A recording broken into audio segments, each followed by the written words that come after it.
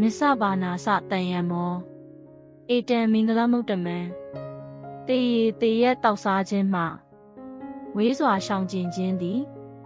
မြတ်သောမင်္ဂလာမီ၏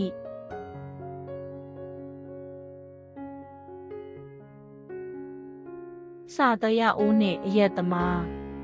ရှေးတရောအခါဗာရာဏသီပြည်တွင်တထေးကြီးတဦးရှိသည်ပစ္စည်းဥစ္စာလွန်စွာကျယ်ဝချမ်းသာသည်မြေ၌မြုပ်ထားသောဥစ္စာသည်ပင်ကုဋေ40ရှိသည်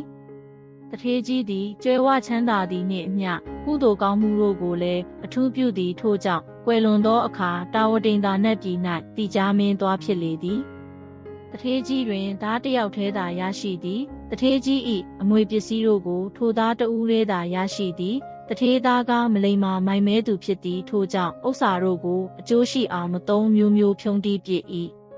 သူသည်မန်းတက်ကြီးဆောက်သည်အပေါင်းဖော်အချံရံတို့နှင့်အရက်တောက်သည်မူရစ်သောအခါကျွမ်းထိုးကောင်းသူတို့ကိုခေါ်၍ကျွမ်းထိုးပြစေသည်အကကောင်းသူတို့ကိုခေါ်၍ကားပြစေသည်အဆိုကောင်းသူတို့ကိုခေါ်၍တီဆိုပြစေသည်ထိုသူတို့ကိုအတပြ1000စီစုချ၏ထိုမြမကအစားအစာမျိုးစုံကိုစား၏မိန်းမတို့ကိုခေါ်၍ပျော်ပါ၏ဤသို့သုံးဖြုံးလာရာအဖထားခဲ့သောဥစ္စာတို့သည်တစားတဆကုန်ခန်းသွားလေသည်နောက်ဆုံးတွင်တထေးသားမှာကုန်းကောက်เสียမရှိစင်းရဲနွမ်းပါးကအထီးကျန်ဘဝသို့ရောက်သွားသည်ဟောင်းနွမ်းသောအဝတ်တို့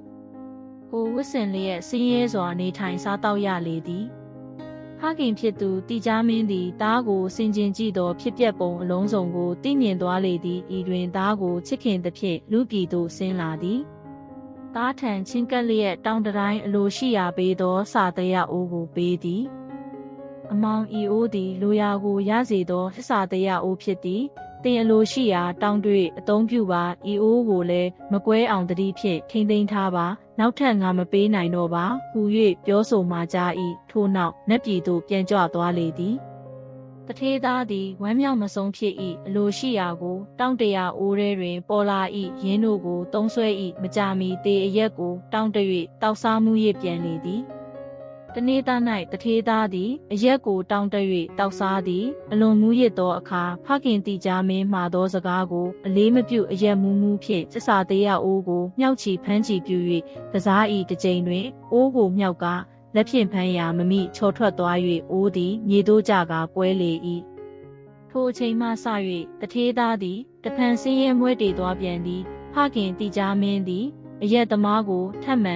မဆနိုင်တော့ပေတထေးသားသည်အဝတ်နွမ်းကိုဝစ်လျက်ခွက်လက်ဆွဲကာတောင်ရန်စားတောက်ရသည်နောက်ဆုံးတွင်သူတစ်ပါး၏အိမ်နရန်ကိုမိလျက်တေဆုံးသွားလေသည်